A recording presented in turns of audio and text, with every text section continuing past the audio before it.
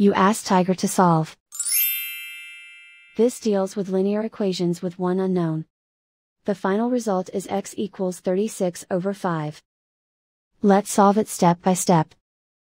Simplify the expression. Expand the parentheses.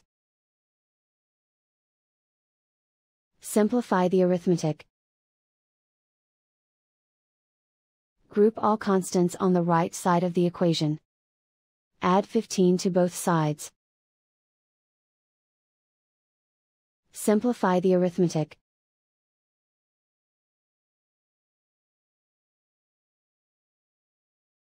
Isolate the x.